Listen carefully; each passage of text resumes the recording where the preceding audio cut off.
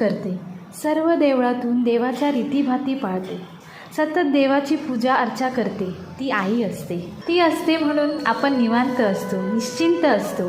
ती सतत नामस्मरण करते, आपल्यासाठी देवाकडे काम मागते.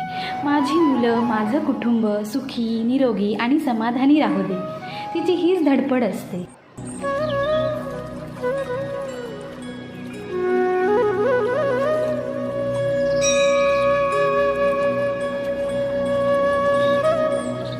खरं तर ती आहे म्हणून आपण आहोत, तेव्हा तिला जपायला शिका.